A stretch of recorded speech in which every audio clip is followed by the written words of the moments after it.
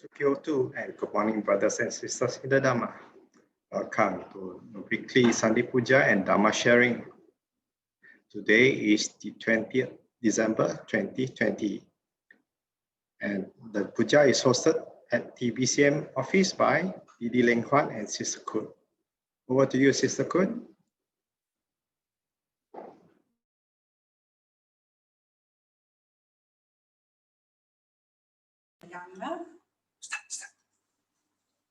Okay, for two brothers and sisters in the Dhamma, let us compose our minds as I read the reflections of the offerings. Offering of lights. May we offer these candles burning brightly out of deep respect and veneration to our enlightened Master, the Buddha. May these lights symbolically guide us to the light of the Dhamma, which dispels the darkness of greed with the light of generosity, the gloominess of hatred with the light of love, and the darkness of ignorance with the light of wisdom through the Buddha, Dhamma, and Sangha. Offering of joss sticks and incense. May we offer these joss sticks and incense out of deep respect and veneration to our blessed Master, the Buddha. May the fragrance of these joss sticks and incense be pleasing unto the gods and devas. May our good deeds be like the fragrance of these joss sticks, cultivating compassion, patience, tolerance, understanding, and love towards all living beings. Offering of water. May we offer this water to symbolize our aspiration to cultivate the virtues of calmness, clarity, and purity. Let it remind us to diligently cleanse ourselves of our spiritual defilements and delusions through the cultivation of generosity, compassion, and wisdom. Offering of flowers. These flowers too, we offer out of deep respect and gratitude to our compassionate Master, the Buddha. These flowers, sweet, beautiful, and choice, are clustered at the feet of our noble Master. Beautiful as they are now, with the passing of time, wilt and fade and be cast away. Reflecting thus on this very nature of unsatisfactoriness, impermanence, and soullessness, let us tread the path shown by the Buddha for the eradication of suffering here and now. Let us now begin the puja by saying sadhu 3 times. Sadhu, sadhu, sadhu.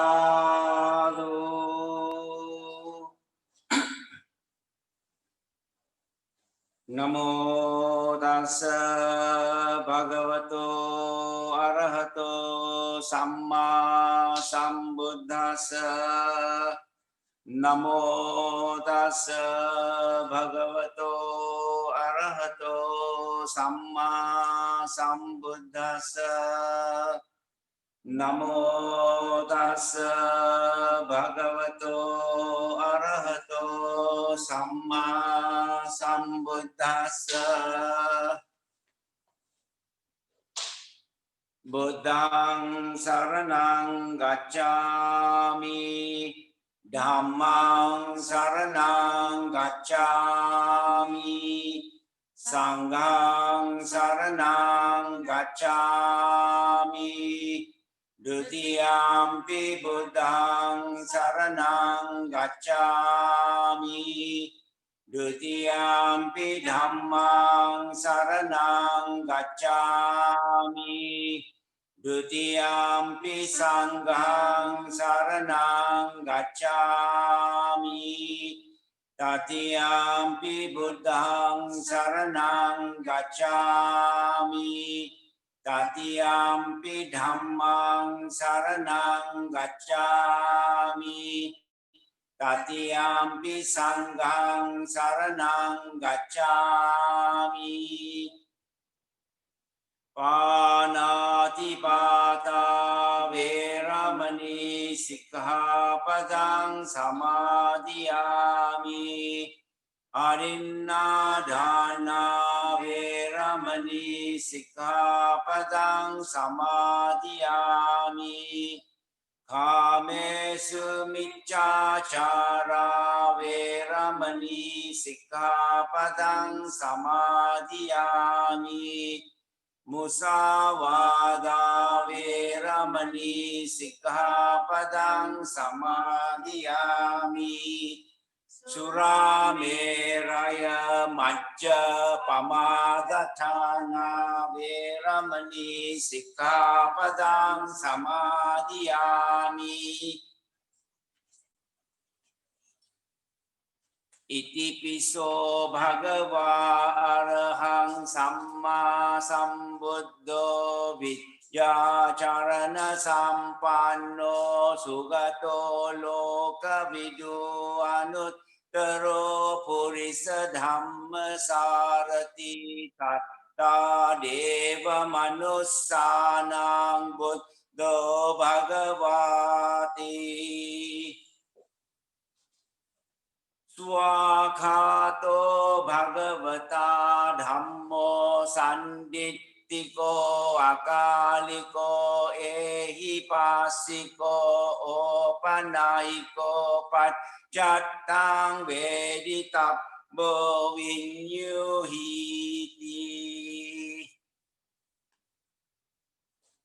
Supatipanno Bhagavato Savaka Sangho Ujupatipanno Bhagavato Savaka Sangho Nyayapatipanno Bhagavato Savaka Sangho Samicipatipanno Bhagavato Savaka Sangho Yadidang Chattari Purisa Yugani Atta Purisa Puggala Esa Bhagavato Savaka Sangho Ahuneyo Pahuneyo Dakhineyo Anjali Karaniyo Anuttarang Punyaketang Lokasati Vandami cetiyang sabbang sappatane supatittikang saririka dhatu mahabodhing buddha rupang sakalang sada Yassa mule nisinnova sabbari vijayang akapat To sabbanyutang satta vandetang bodhipadapang ime ete mahabodhi lokanatena pujita ahang pite namasami bodhi raja namatute Ganasarapaditena dipena tamadangsina Tilokadipang sambuddhang pujayami tamonudang Ganda sambhara yuttena dupena hang sugandina Pujaye pujaniyantang puja bhajana muttamang Adivase tu no bante paniyang parikapitang Anukampang upadhaya patigan hatu muttamang Adivase tu no bante bojanang parikapitang Anukampang upadaya patigan hatu muttamang Adivase tu no bante gilana paccayang imang Anukampang upadaya patigan hatu muttamang Vannaganda gunopetang etang kusuma santating Pujayami munindasa siripada sarorue Pujemi buddhang kusumena nena punyena metena cahotu mokkang Puppang nilayati yata idang me kayo tatawit nasa bhavang akasatta ca bhummatta deva naga mahiddhika punyantang anumoditva cirang rakhantu loka sasanang akasatta ca bhummatta deva naga mahiddhika punyantang anumoditva cirang rakhantu desanang akasatta ca bhummatta deva naga mahiddhika punyantang anumoditva cirang rakhantu mang parang Devo vasatu kalena sasa sampati hetu ca Pito bhavatu loko ca raja bhavatu dhammiko Idang me nyati nang hotu sukita hontu nyatayo Idang me nyati nang hotu sukita hontu nyatayo Idang me nyati nang hotu sukita hontu nyatayo Imina punya kammena mame bala samagamo Satang samagamo hotu yava nibbana patiya Kayena vaca cittena pamadena maya katang Acayang kamame bante buri panya tatagata Kayena vaca cittena pamadena maya katang Acayang kamame dhamma sandittika akalika Kayena vaca cittena pamadena maya katang Acayang kamame sangga supatipanna anuttara. Now we recite together the Metta Sutta.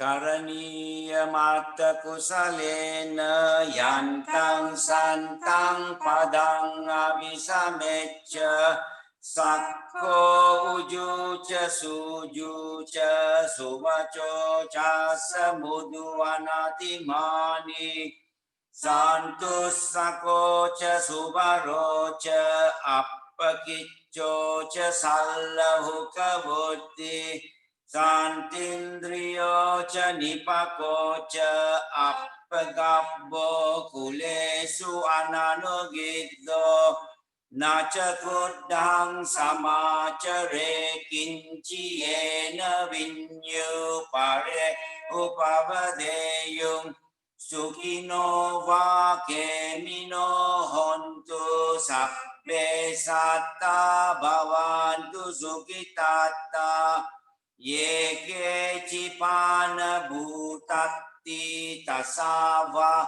tavarava anavasesa Jigavaye mahantava majjima rasakanukatula ditta va yeva additta ye cha dure vasanti avidure bhuta va sambhave siva sabbe satta bhavantu sukhitatta naparo parang nikubeta nati manyeta kata cinang kanji biaro sana patiga sanya nanya manya sadukka micceya mata yata niyang puttang ayusa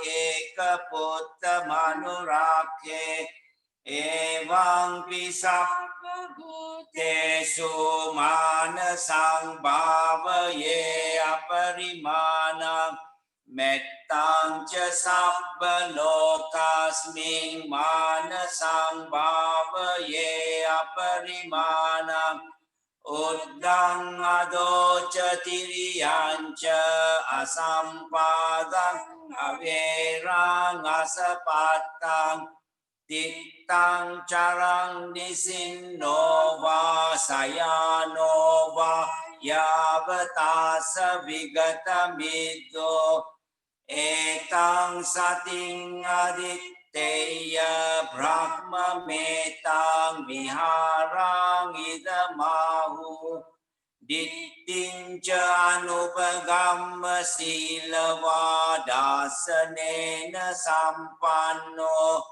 kame suvinaya gedang dahi jatu gappaseyang punareti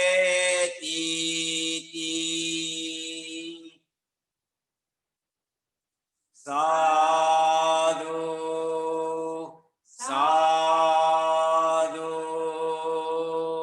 sadhu.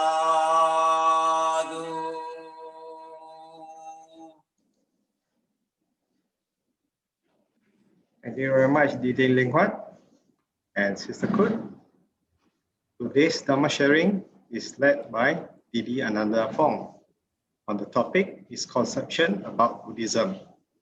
Over to you, Didi Ananda. Thank you, Brother Terence.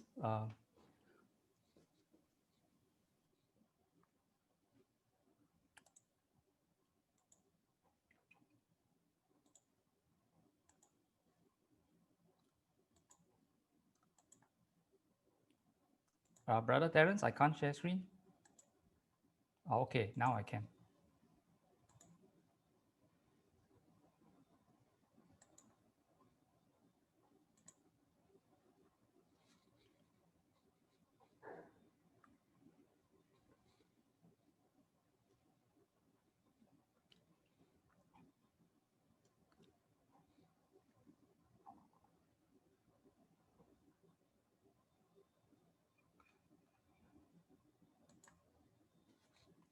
Let me start with a short puja.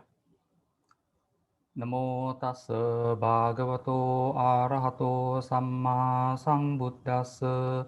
Namo tassa bhagavato arahato samma sambuddhassa. Namo tassa bhagavato arahato samma sambuddhassa. As Brother Terence has kindly introduced, today's Dhamma sharing is concerning misconceptions about Buddhism. There are many misconceptions from various quarters and different countries, but today I'll select a portion of the common misunderstandings. Idol worshipping and Buddhism. This is a common allegation by various quarters regarding Buddhists and their relationship with the images, the photos, the idols or whatever, or statues in front of them when they do their religious duties. But the fact is that Buddhists actually do not worship idols or an all-powerful being, but rather regard the image as a symbol so that we can pay homage, pay respect with gratitude to the Buddha for having rediscovered and taught us the way to liberate ourselves from dukkha, or commonly translated as suffering. So what do we do when we go to a religious setting, to a temple, to a society, or like earlier this session, we had Brother Taning Huat and Sister Khut conduct the Puja. So what is this Puja about? It is not prayer. Some may call it worship, but essentially it involves paying homage or respect. It involves going for refuge, undertaking the lay training through observance of the precepts, reflection of the qualities of the Buddha, Dhamma, Sangha, and so on. So in essence, puja does not involve asking for something, as typical in prayers. Now here, I run through some various forms of idols. We have statue idols, living idols, movie idols, and many others. Now, quoting and observe an approach to idol worshipping or attitude towards idols, from the top, having a picture hanging in a home or elsewhere does not mean people are practicing idolatry. An image could well be a reminder to pray, to refocus, or to follow. So this is exactly how the Buddhists should regard statues, images, pictures, and so on in front of them. But cloud idols seems to be very popular these days, frequently shared in social media, WhatsApp, and many other platforms. Cloud idols rouses the faithful. On the left, I don't think I need to elaborate who that person may look like, formed by the clouds. The center picture, yet another one, especially to Buddhists, and on the right, also to Buddhists. But beware of clouds, because why do they regard other kinds or these forms of cloud formations as very, what they call symbols of religiosity, or is it just pure imagination, human imagination? So how do you regard this kind of clouds? So do this make sense? Why do you disregard the bottom three and lay more emphasis on the top three? Do they have any meaning? Or is it just pure imagination? The human want to see things which are actually not there.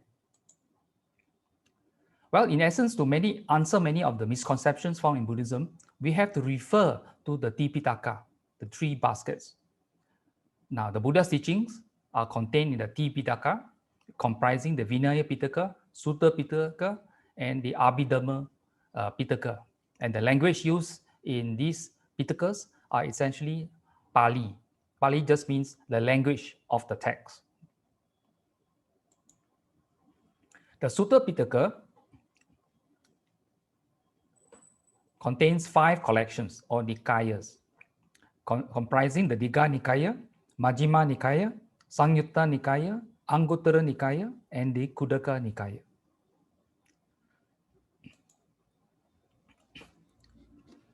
Now, frequently in any religious discussion or encounters, what happens is that we bring up the issue of origins. Where did we come from? Where did humanity come from? So the issue of the first cause.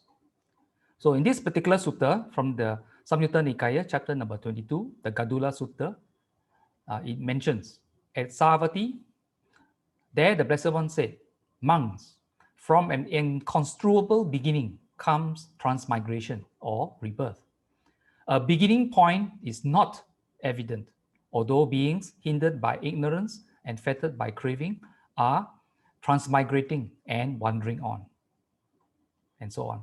So the Buddha clearly says that a beginning point is not evident because we are hindered by our own ignorance and fettered by our craving, that we are not able to go backwards in time to see what was the beginning, if there was ever a beginning in the first place.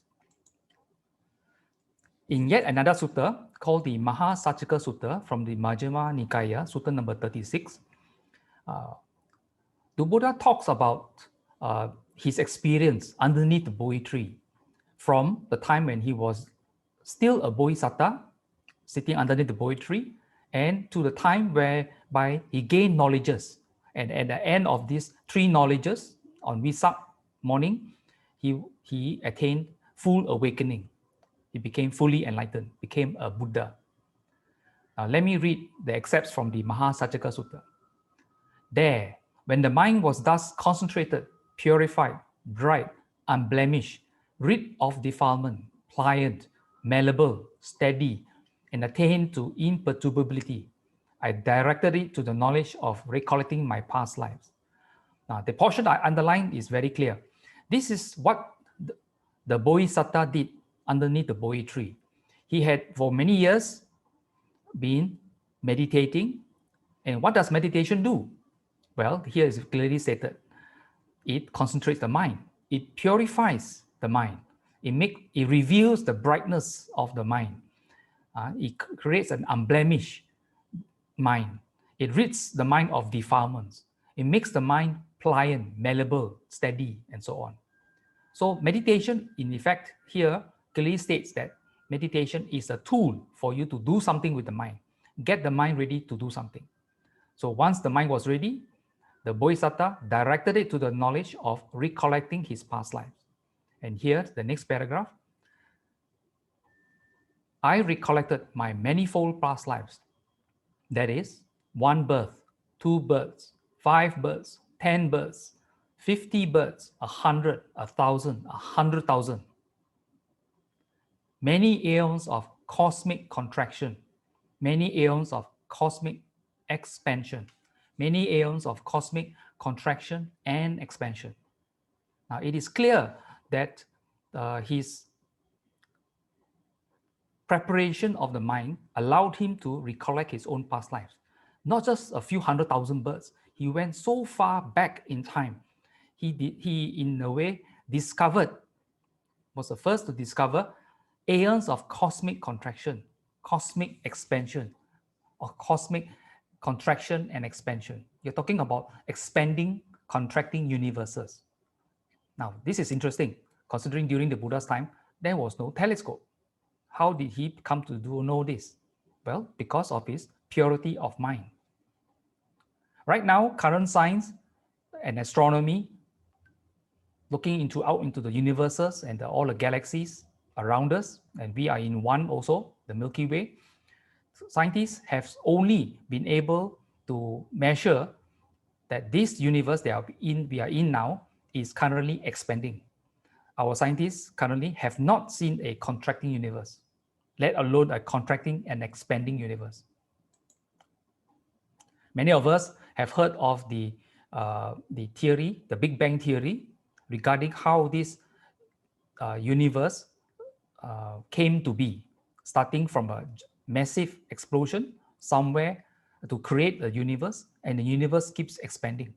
And as the universe cooled down from this big explosion, massive explosion, the gases and all those condense and form galaxies, stars, and so on.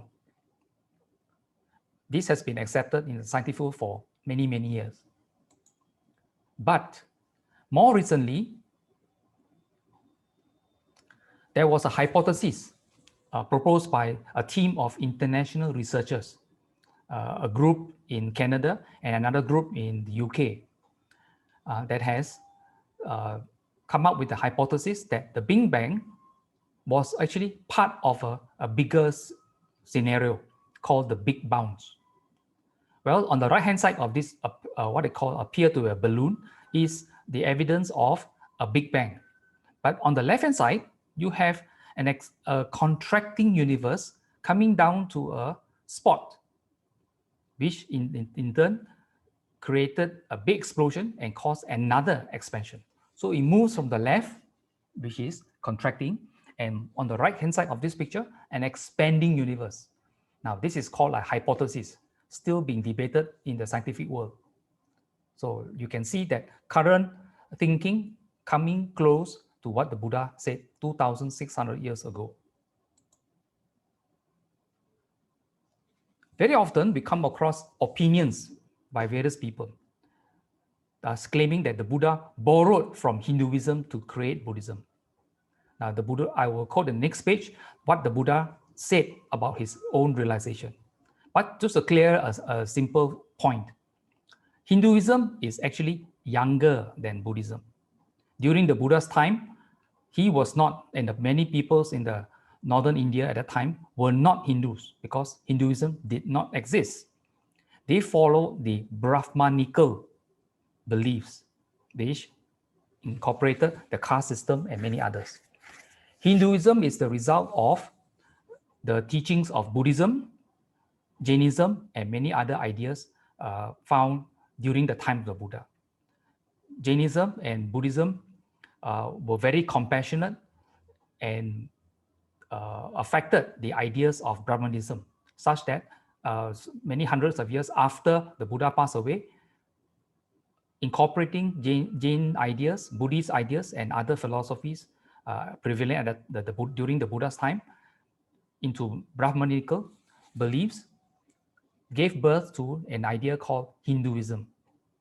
In Hinduism those days, you find animal sacrifices at Brahmanical temples. Today, in Hindu temples, rarely do you find animal sacrifices. In fact, you find, especially in Malaysia, many flower stalls, garlands, and so on. So there's a big change, big difference between Brahmanism and Hinduism as far as observable practice at the temples. Now, later I'll quote what the Buddha mentioned about this idea of borrowing from Brahmanism or even Hinduism. Another allegation is that the Buddha is a prophet or messenger of God. Now, in the first sermon or the first lecture given by the Buddha, the Dhamma Sharing Sutta, the Buddha is recorded to have said, vision arose, insight arose, discernment arose, knowledge arose, illumination arose within me with regard to things never heard before. This is the noble truth of dukkha, and so on. Now, clearly, the Buddha is pointing to his enlightenment. Vision arose, insight arose, and so on. And it arose within him and regarding things never heard before. So clearly, he did not take from the Brahmanical ideas around him. And nobody whispered for him. So he can never be a messenger of anyone else because whatever arose with him was never heard before. So he is the originator or rediscoverer of the noble truths. So all these earlier page ideas about borrowing or being a messenger of God or prophet are nonsensical ideas.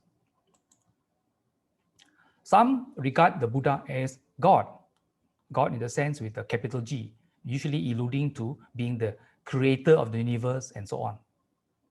Now, this particular sutta is very interesting.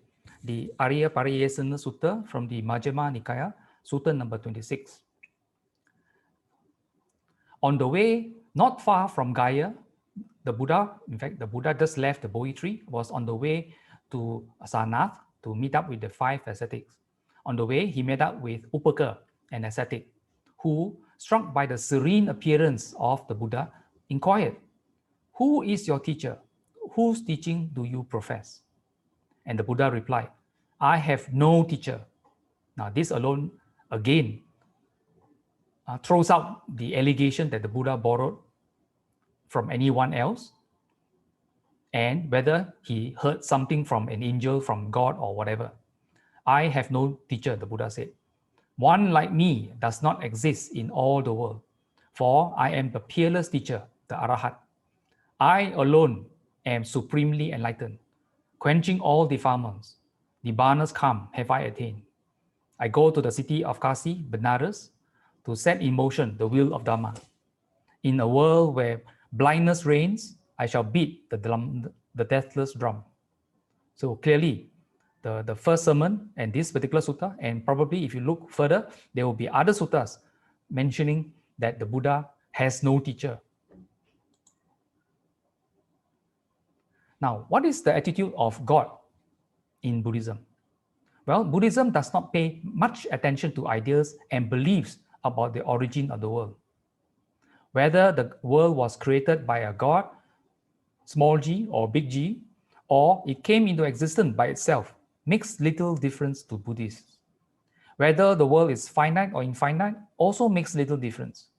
Instead of following this line of theoretical speculations, the Buddha advises people to grasp the fact that their present existence is dukkha and to work hard to find their own liberation. So the Buddha emphasized the aspect of dukkha or suffering or unsatisfactory now, and he provides the path, the way to work out ourselves to gain liberation from dukkha, unsatisfaction, and our suffering.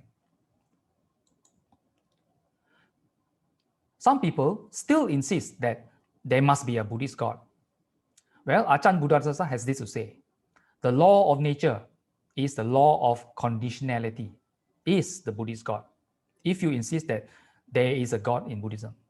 The picture on the left clearly shows what we have studied in school, that water evaporates from the heat of the sun. If the vapors go high up and form clouds, and at a suitable time, precipitation takes place, what we call rain. Rain under the hills, it will flow down to tributaries to form small rivers, large rivers, and flows back down to the sea. So this is a cycle, the cycle of conditionality. And at the bottom left, you can see the classic, understanding that we have, that with seed, there is a possibility of growing a plant. But this is oversimplification. It's not just a seed. It needs proper temperatures.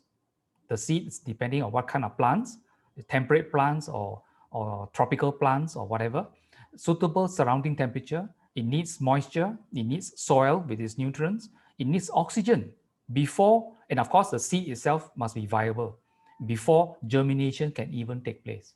And due to conditions of gravity, root finds its way down as is pulled down by gravity. And whereas the shoot, the first two leaves, or actually usually the cotyledons will come out, what happens? It will be moving away from gravity, moving upwards and looking for light. And because it's green, it will bend towards light. And light provides conditions yet for the plant to exist. So even the germination of a simple seed to a seedling, to a small plant, all subject to multiple conditions. What Ajahn Buddhadasa regards as the law of conditionality. Now, in the sutta from Majjhima Nikaya, Sutta number 79, the Buddha mentions, when this is, this comes to be.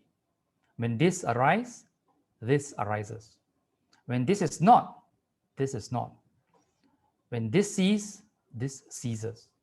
Or another permutation of that same idea from Majjhima Nikaya, Sutta number 115. When this is present, this happens. When this arises, this arises. When this is not present, this does not happen. When this ceases, this ceases. So it is clear that conditions are required for something else. Not one condition, but multiple conditions working together.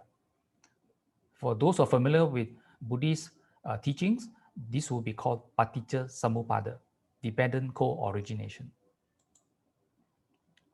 So why Buddhism? Why should we learn Buddhism and practice what the Buddha taught? Here, from the Vinaya Pitaka in the Mahavagga, the Buddha is quoted as saying to the first 60 arahats, when he set them off on missionary work, go monks on tour for the benefit of the common folk, the happiness of the common folk, out of compassion for the world, the welfare, the benefit, the happiness of gods and human beings. So clearly, the Dhamma is taught by the Buddha is for our benefit, for our happiness, for our welfare. And why are there Dhamma teachers, especially the monks? They are going out to help us out of compassion for us, because they have been in our boat too. Comes another important misconception frequently we find in articles in the media, whether in printed or in the electronic media, the idea of sin, and sin in articles regarding Buddhism. Now, the word sin does not really have an equivalent in the Pali language. Therefore, although it is a well-known Christian term, so in short, sin is not karma. It is not correct to equate sin, which is actually a Christian idea, to karma. Now, sin in the first place generally denotes not obeying capital God's commandments. God has ordered you to do something and you have gone against God, not being obedient to God, and for that action, you have committed sin. Now, as I mentioned earlier in this sharing, the idea of God is not important in Buddhism. And therefore, the idea of going against God does not arise in Buddhism. It has no place in Buddhism at all. Whereas karma is a natural law, much like gravity and many other natural laws. It works on its own. There's nobody behind it, activating it, and so on. Now, for those who are not familiar with the languages used, K-A-M-M-A, kamma, is the spelling for, the Romanized spelling for in Pali. Whereas you might find in other texts, K-A-R-M-A, that is the same concept, but in Sanskrit. Now, there are those who say, repent,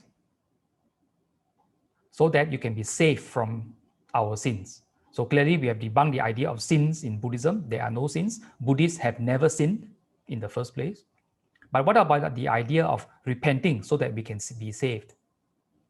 Well, in Buddhism, the idea for someone to save us is alien. There's no one to save us but ourselves. We have to do the work. We liberate ourselves by understanding the Dhamma as taught by the Buddha and practicing the Noble Eightfold Path. So the important part is we need to understand the Noble Eightfold Path, the teachings of the Buddha, and practicing this path so that we can liberate ourselves. So in greater detail, we need to acknowledge our unskillful actions and we strive to abandon them and cultivate more skillful actions. Ultimately, we work to uproot our defilements to gain liberation. So there is no save. If you insist on using the word save, well, we save ourselves, not somebody else. Qualities of the Dhamma. I will not go through all the qualities which are listed here, but I'd like to mention some critical things. Dhamma, in the center portion, underlying portion, akaliko. Akaliko means not involved with time. So the idea that Buddhism is very old, 2,600 over years now, that it is old and old things, well, we throw away, we recycle them. Now, the interesting thing is the whole of Dhamma is describing the laws of nature. Dhamma, karma, and so on are all natural laws as far as the Buddha has discovered underneath the Bodhi tree. Who ever heard of throwing away the idea of gravity? That's silly, isn't it? So Dhamma is clearly something which we have to learn and understand. And the Buddha is only a discoverer and a teacher to reveal what he has discovered to us.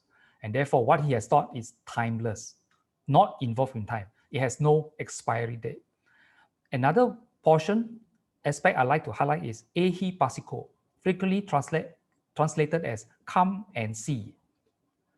Another translation is inviting us or come and investigate, because in Buddhism, there's a need to understand, okay, to clear our misunderstandings, clear our misconceptions, or even wrong understanding so that we can move forward. So clearly, the Dhamma as taught by the Buddha is timeless and requires us to think for ourselves and check it out, not just merely believe. So the path, Noble Eightfold Path has been mentioned. So what is this path to happiness? Well, the Noble Eightfold Path comprises right view, right intention, right speech, right action, right livelihood, right effort, right mindfulness, and right concentration. But very important is that it has right view or understanding. It starts with that. Then only the balance 7 can be done correctly. With wrong understanding or wrong view, everything else can be done wrongly. For instance, right now we find in the world, especially in the Western world, a great marketing effort to promote mindfulness, but what they call circular mindfulness. Mindfulness was discovered and taught in depth by the Buddha when he got enlightened underneath the Bodhi tree. Now, the mindfulness the Buddha taught is called right mindfulness, rooted in the right understanding of what the world is made up of and how it works. The moment you take away right understanding, it becomes and you introduce interesting circular ideas, it becomes wrong understanding. With wrong understanding, when you try to practice circular mindfulness, you may end up practicing wrong mindfulness. And then wrong mindfulness comes with it, what they call other repercussions, mental illness, and so on. So you have to be forewarned as to there are many kinds of mindfulness, and if you cannot say that circular mindfulness is based on Buddhist mindfulness. That is wrong, because Buddhist mindfulness is based on right mindfulness, which is rooted in right understanding. As long as there's no right understanding, there can never be any right mindfulness. So we will go to hell, some people will tell you, because of our sins. Or do you want to go heaven? If yes, well, you need to do this, this, this, this. Some people will come up to us with this kind of interesting ideas. Well, those philosophies that propose heaven and hell seem to be pointing at heaven being above us, one above and one below. So a total, if it includes our realm, total of 3 realms. But the Buddha underneath the Bodhi tree discovered that there are 31 planes of existence. We are just one of these within this 31. Going to whichever plane depends on our cumulated actions here and in the past, what we call karma, cumulated karma or cumulated actions we perform in our past and our time here. There is no intervention by anyone. That means no superior, no manager, no God behind karma. All existences within this 31 planes of existence is temporary. That means you are born, you live a life, you pass away. The question of how long you spend at that particular realm depends on which realm you are in. The higher up you go, you live longer, but death is inevitable. Now, in Dhammapada verse 17, the Buddha says, the evildoer suffers here and hereafter. Now, evildoer, what constitutes an evildoer? Well, one who has a mind of greed, hatred, and delusion as the motivating force behind that person's actions. So if the person has greed, hatred, or delusion and performs an action, the person will reap the effects of his or her actions. The karma becomes vipaka and suffers in this very life. And depending on the amount of energy or actions he has done in this life or in the past, he may continue to suffer hereafter. It is never forever. It is using up the energies he created, and that's it. He suffers in both the worlds, the Buddha says. The thought, evil have I done, torments him. And he suffers even more when gone to realms of war. The various realms which are what they call suited for this kind of evildoers. Whatever it is, even going to realms of war, this person stays there, uses up the energy, the evil-doing energies he has committed, and having used up all that, he moves out of that realm of war. That realm of war is temporary. There is no eternal damnation. In Dhammapada verse number 18, the same goes for wholesome actions, skillful actions. Here, the Buddha says, the doer of good delights here and hereafter. He delights in both the worlds. The thought, good have I done, delights him. And he delights even more when gone to realms of bliss. Again, realms of bliss are also temporary, although longer time span than compared to human realm. But nevertheless, it is still temporary because all these are within the 31 planes of existence. Now here, I'd like to show you an idea of what the Buddha talked about in the 31 planes of existence. Starting with realm number 1, hell worlds, and there are 8 major hells or subdivisions. Number 2, the animal world. Number 3, the ghosts or unhappy spirits. Locals will call it the petas. Then you're number 4, you have the demons. And where are we? Well, number 5, Manusa, human realm. So notice, we have a lot of opportunities to go downward. That means to have more planes of misery. So if anybody says you will go to hell, our question to them would be, which one? Or someone entices us with heavens, would you like to go to heaven? Our question to them should be, which one? Because if we are reborn in realm number 6, we can be born in 6, 7, 8, 9, 10, and 11 easily. These can be easily regarded as realms of delight. Now, number 6, the 4 great kings. The picture on the top right-hand corner will be very familiar to many Chinese. The 4 guardian angels, Chatu Maharajika. Now, to be able to go even higher than plane existence number 11, that means number 12, up to plane number 22, this requires that we have strong meditative experience. Meditative in the sense of gaining good concentration measured by a unit called jhana, J-H-A-N-A. So those who have strong jhana capabilities, especially in their performance of meditation, can be born at realm number 22.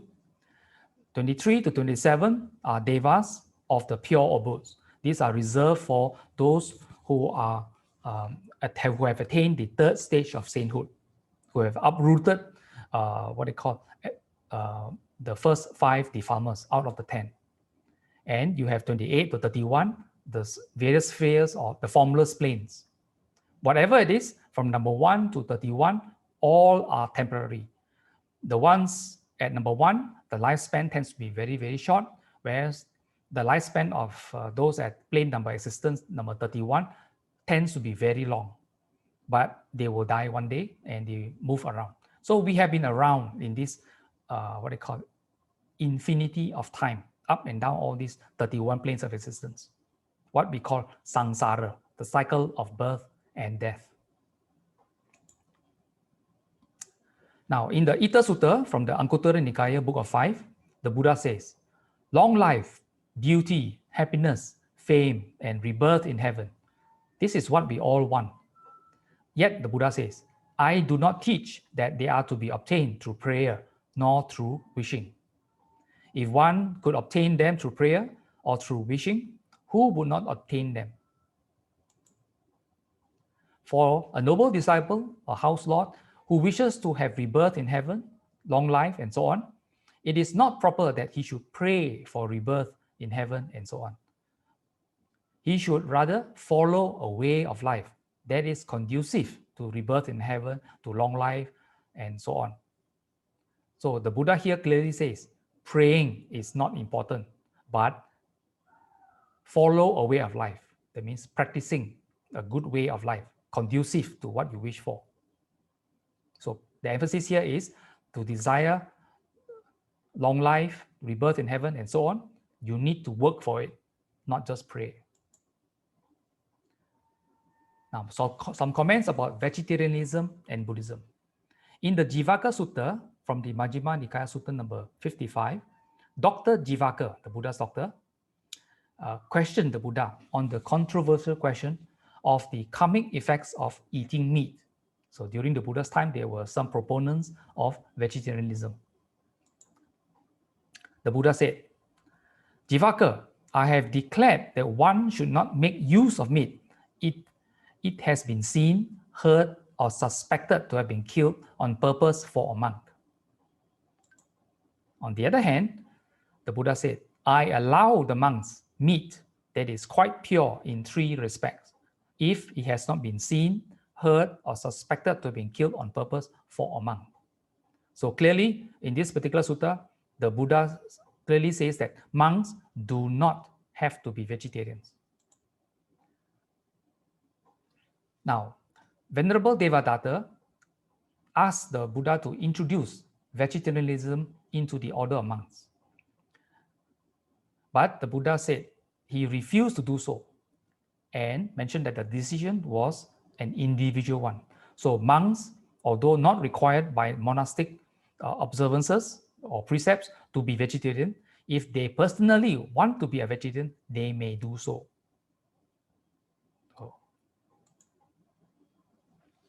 Now, coming to the aspect of recitations. Now, some people believe that to gain enlightenment, we need to chant and recite the holy words millions and millions of times. Now, in the bracket, it's very important. Many mistakenly regard chanting and or reciting as praying. I always say, Buddhists do not pray. Praying means asking capital God for favors, long life, striking a lottery, getting that job, or whatever. That's called praying, asking for something. Whereas in Buddhism, there is no such thing as asking the Buddha for this. So chanting and reciting should not be mistaken as praying. Now in Dhammapada verse number 19, the Buddha has this to say regarding recitation. Much though he recites the sacred text, but acts not accordingly. That means the person does not practice the content, the meaning of what this person is reciting. That heedless man is like a cowherd who only counts the cows of others. He does not partake of the blessings of the holy life. So clearly, mere recitation of the text does not help one to become enlightened. So the Buddha here emphasizes practicing the Dhamma that he has taught. So here in Dhammapada verse number 20, he says, little though he recites the sacred text, but puts the teaching into practice, forsaking lust, hatred, and delusion. With true wisdom and emancipated mind, clinging to nothing of this or any other world, he indeed partakes of the blessings of a holy life. So clearly, practice is more important than mere recitation. Now, why did chanting and recitation come to the front for many, many practitioners, so-called Buddhists? Well, during the Buddha's time, there was no paper. Unlike in China, Chinese invented paper. So since then, many Chinese, especially those in the monastery, were doing a lot of writing, transcribing teachings, and so on. Whereas in India, there was no paper, but what they used was memorization. A great tool for memorization practice, especially those in Malaysia, we have come across in the primary school, we are required to memorize our multiplication tables. 1 times 2 equals what, 2 times 2 equals what, and so on. This chanting or recitation it was a tool to memorize certain things. Since Indians did not have paper, their way of remembering the teaching was to recite again and again and again what they heard verbatim from the teacher. This is their method of education during the time of the Buddha. And he has carried down through the centuries, through the thousands of years as a tool. So literally, after you have chanted or memorized certain texts, say what you heard from the Buddha, the book, what we call the book, where we refer to the text of what the Buddha said, is literally in that person's mind. He carries it with him in his own mind and recalls what is in the sacred text, which is stored in his mind. So chanting itself, although helps in concentration, which is quite useful, chanting itself is useful, but it should not replace your practice of the teaching, which is the Buddha in this Dhammapada verse 20 clearly says is more important than mere recitation. Now, how does one honor the Buddha? Frequently, people will burn large joss sticks, burn a lot of paper, offer this and offer that. But clearly, from the Gata means poems or hymns. Teri means the poems or hymns from the enlightened nuns. In this case, from Mahapajapati Gotami Theri, who was the stepmother of Prince Siddhartha, who later became the Buddha. What did she say? See the gathering of followers, putting forth effort, self-controlled, always with strong resolution. This is how to honor the Buddhas. So the highest way to honor the Buddha is to put the Buddha's teaching into practice, not mere offering flowers, incense, and so on. This is the highest honor. Commandments and precepts. Frequently, we come across people who are familiar from the Christian tradition. They are familiar with their doctrines. And when they ask us, does Buddhism have commandments? Well, the word commandments come from the root word command. Who commands the Christian? God, capital G-O-D. God has given certain instructions which they record down, and in record they have 10 commandments, 10 critical commandments, that if you break them, you have sinned because you have gone against God. And therefore, the wages of sin is eternal hell, eternal death. Whereas in Buddhism, we don't care about the idea of God. We only have training precepts, or precepts in short. So let's take the first precept. Panatipata Veramani Sikkhapadang Samadhiyami. I undertake the training precept to refrain from killing living beings. The Pali word is sikkha, meaning to train. So precepts are training rules, training guidelines to help us to practice. As with all trainings, there will be failures. When we start out, say, simple exercising to gain stamina, we will not be able to walk, to run, say, the marathon. We have to do things a bit at a time. Slowly, with this training, we increase our stamina. So similarly, in precepts in Buddhism, the training to keep refraining from killing living beings, we cannot overnight become perfect in keeping this precept. We will fail. So what happens? We will start a little bit, and with time, we will be perfect in keeping this precept. So precepts are training rules, not commandments. Now, a little bit of summary regarding aspects of karma. Now, karma basically means intentional actions. So it is a natural law, and there are two main categories of karma. Unskillful actions or unskillful karmic actions give unpleasant results. Skillful actions produces pleasant results, which ripen in the balance of our life, in the next life, or in future lives. Now, how do you judge that an action is unskillful? Well, unskillful actions have at their root some aspect of motivation. Motivation rooted in greed, hatred, and delusion. It can be a little bit of greed, it can be a middling amount of greed, it can be intense greed. Okay, it varies. But nevertheless, there is greed, hatred, and delusion. So any action rooted in these three produces unskillful actions. So similarly, skillful actions are rooted in non-greed, non-hatred, and wisdom. Now, in this particular sutta from the Anguttara Nikaya, Book of 6, the Buddha says, intention, I tell you, is karma. Intending, one does karma, or one does an action by way of body, speech, or mind. Now, this understanding of what karma is, that it is actually intentional, volitional, means you purposely want to do it, is very important. Because a lot of people, when they observe precepts, they have the misconception that, oh, I've walked from here to the bus stop, but I stepped on this ant and that insect, and I've killed them. So I have broken the precept of killing. That is wrong understanding. Why? Because if you have walked from here to the bus stop and you did not know that there was a trail of ants or insects along the path and you stepped on them, killing them, since you did not know, there was no intention. However, if you walk from A to B, that means here to the bus stop, and you saw the ants and you purposely, with intention, step on those ants with the aim of killing them, then you have created unwholesome karma. because there was an intention to kill. Whereas walking to the bus stop, you have walked there, you didn't know that the insects were there, there was no intention. Therefore, there is no unwholesome karmic energies generated. Again, sin is not karma. Karma is based on intention.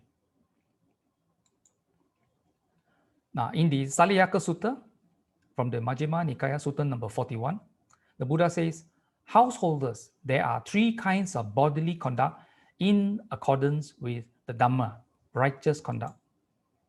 4 kinds of verbal conduct in accordance with the Dhamma, righteous conduct. 3 kinds of mental conduct in accordance with the Dhamma, righteous conduct. In this case, Dhamma means the natural law of the universe, not just the teachings of the Buddha.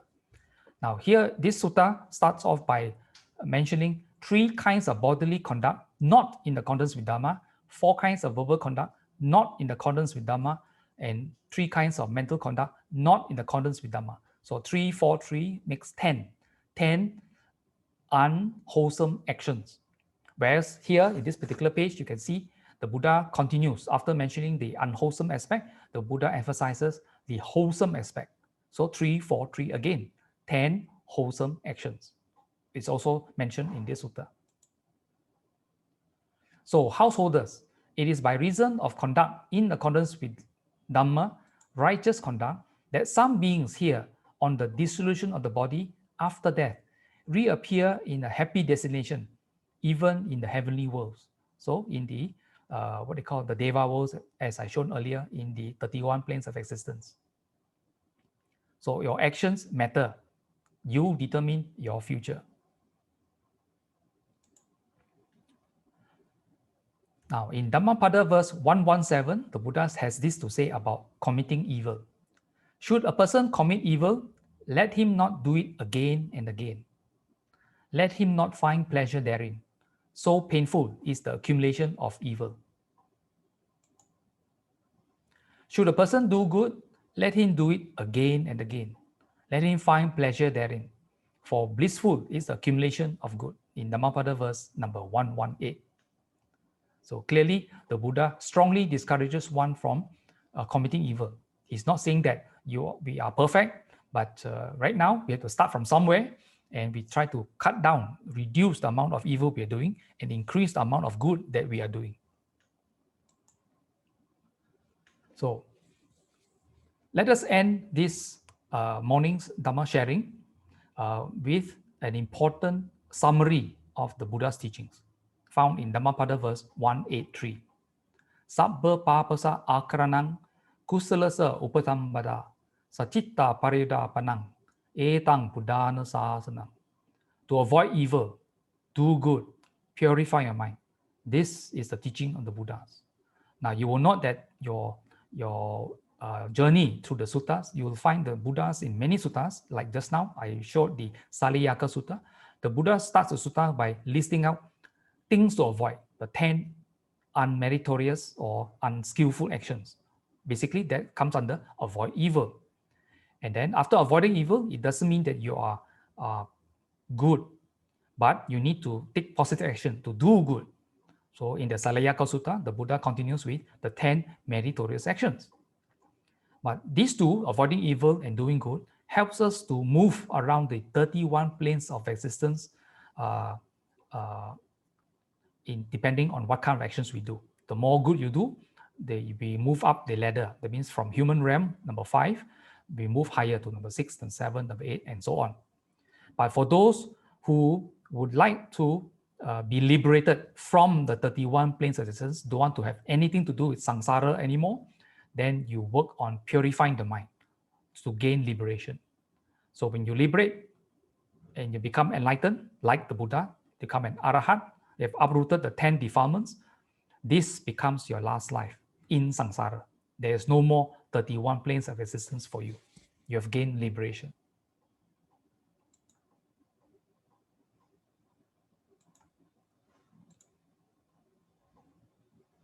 So thank you for your attention. Let us move to the closing puja. Anumodana, benediction. With arms with your palms folded, let us recite the Pali text. Akasatta cha bummatta deva naga mahitika punyang tang anumoditva jirang rakkantu sasanang jirang rakkantu desanang jirang rakkantu mamparanti. Patidana, dedication of merits. Idam me nyati nang hotu sukita hontu nyatoyo. Idam me nyati nang hotu sukita hontu nyatoyo.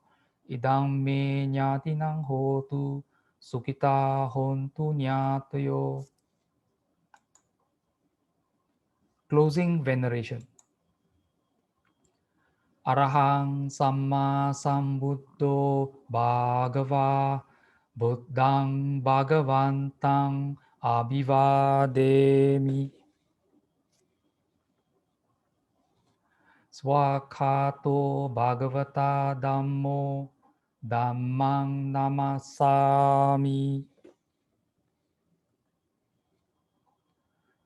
Supatipanno Bhagavato Savaka Sangho Sanghang Namami.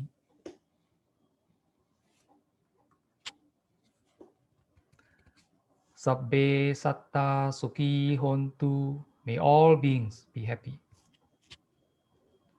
Back to you, Brother Terence.